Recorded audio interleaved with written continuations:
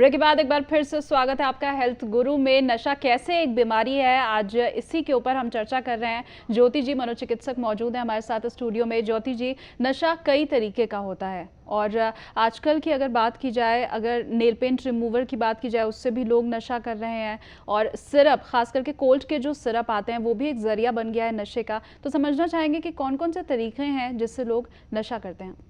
देखिए, नशा जो है वो ऐसे पदार्थों का होता है जिनसे जब आप उनको लेते हैं तो जो केमिकल प्रोसेस दिमाग में होती है उससे एक प्लेजरेबल इफ़ेक्ट आता है। और इसके चार मेन कंपोनेंट्स हैं। पहला तो अल्कोहल है, टोबैको है, शराब की बात हम करते हैं। दूसरा है जो ड्रग्स, इलिसिट ड्रग्स या स्ट्रीट ड्रग्स, जिसमें आपका अफीम आ जाता है, चरस, गांजा, हशीश, हेरोइन, स्मैक, LSD, ये सब चीज़ आ जाता है। इसके बाद आपका इन्हेलेंट्स एक ग्रुप है नशे का, जिसको सूंघ के आपको प्लेजर की या यूफोरिया मिलता है, जिसमें आप जो बता रहे हैं कि टॉलवीन है, पेट्रोल के कुछ कंपोनेंट्स हैं, थिनर्स हैं, नेल पॉलिश रिमूवर्स हैं, जिनको आप इन्हेल करते हो और उसकी वजह से यूफोरिक आपको इफ़ेक्ट आता है। तो फोर्थ कैटेगरी जो सबसे ज़्यादा डेंजरस कैटेगरी है वो ओवर द काउंटर ड्रग्स की कैटेगरी है, जिसमें एनाल्जेसिक्स जैसे कि स्पाज्मोप्रॉक्सिबॉन हो गया, ट्रामाडोल के इंजेक्शंस हो गए, फोर्टविन फेनार्गन हो गया, क्योंकि ये जो हैं ये सारे ओपियोइड कैटेगरी के हैं, अफीम से संबंधित चीज़ें हैं। अफीम जो ओपियम है उसमें कंपोनेंट्स होते हैं जो कि मेडिकली दर्द निवारक हैं, एनाल्जेसिक एक्शन है उनका। लेकिन इसको अगर आप बिना डॉक्टर की सुपरविजन के लेते हैं तो ये ड्रग का काम करता है, इससे यूफोरिक इफेक्ट आता है, क्योंकि ये केमिकल एंडोर्फिन को रिलीज़ करते हैं आपके ब्रेन में। ओवर द काउंटर ड्रग्स में के अलावा स्टेरॉइड्स, एनाबॉलिक स्टेरॉइड्स जो कि स्पोर्ट्स पीपल लेते हैं, स्टिमुलेंट्स, एम्फेटामिन्स जो कि आपके दिमाग को एक्टिवेट कर देते हैं शॉर्ट ड्यूरेशंस के लिए, ये भी बच्चे लोग जो हैं वो यूज़ करते हैं और ये भी एडिक्टिव सब्सटेंसेस में ही आते हैं। बिल्कुल, तो अलग अलग टाइप ज़रूर ज्योति जी बता रही हैं आपको कि ये नशे के अलग अलग प्रकार हैं, लेकिन ये जितने भी तरीके का नशा है अंततः आपके शरीर को ही नुकसान पहुंचाता है और कहीं ना कहीं आपके खुद का ही नुकसान इससे होता है। हमारे साथ कॉलर जुड़ गए हैं इस वक्त। अम्बाला से हमें फ़ोन किया दलजीत जी ने। बहुत बहुत स्वागत है दलजीत जी, कार्यक्रम में आपका सवाल पूछिए।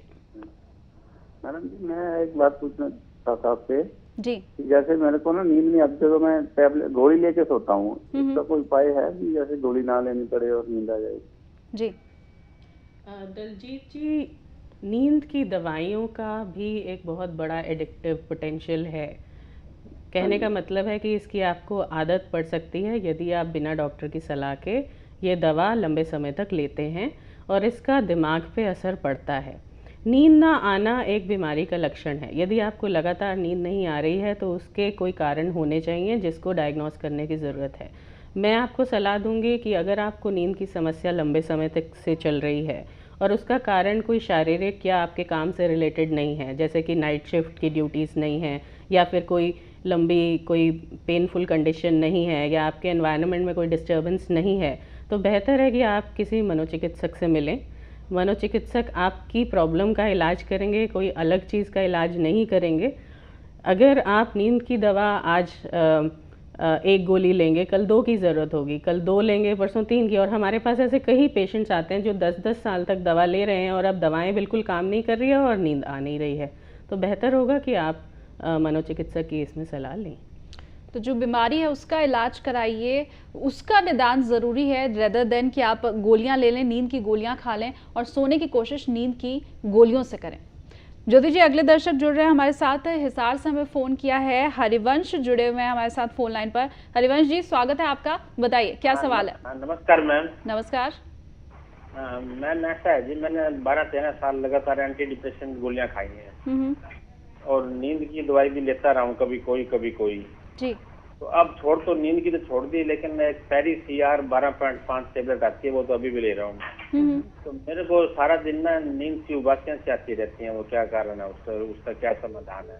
जी ज्योति जी। पेरी सीआर या पेरोक्सिटिन एक एंटी डिप्रेसेंट है जो दिमाग में सेरोटोनिन के लेवल को बढ़ाती है, मतलब आपकी डिप्रेशन की ट्रीटमेंट है।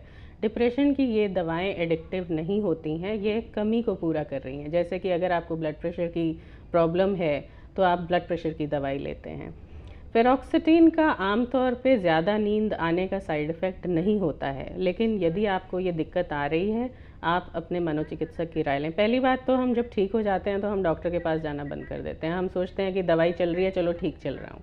पर जैसे आपको अभी दिक्कत आ रही है, नींद ज़्यादा आ रही है या नींद डिस्टर्ब हो रही है, बेहतर है कि आप अपने मनोचिकित्सक की सलाह लें। वो आपको बताएंगे कि ये पेरीसीआर की वजह से है या ये डिप्रेशन का ही रेजिडुअल सिम्टम है कि आपकी रात की नींद प्रॉपर नहीं है इसलिए आपको उबासी आ रही है, या आपको पेरीसीआर की कोई ऑल्टरनेटिव दी जाए क्योंकि वो आपको सूट नहीं कर रही या आपकी दिनचर्या पे उसका असर पड़ रहा है।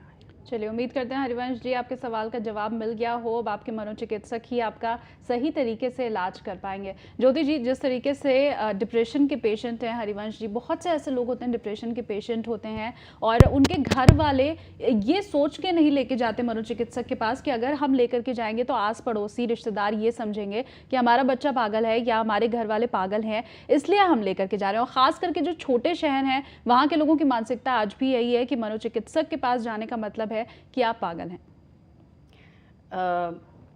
साइकाइट्री से जो स्टिग्मा रिलेटेड है वो तो मतलब सेंचुरीज़ हो गई और ये चल रहा है, हम मानते हैं। लेकिन मैं देख रही हूँ आजकल कि हाँ, लोगों में जागरूकता बढ़ रही है और आपके जैसे प्रोग्राम्स आप ये कर रहे हैं ये काफ़ी हेल्पफुल हैं इसमें, सो थैंक्स टू यू।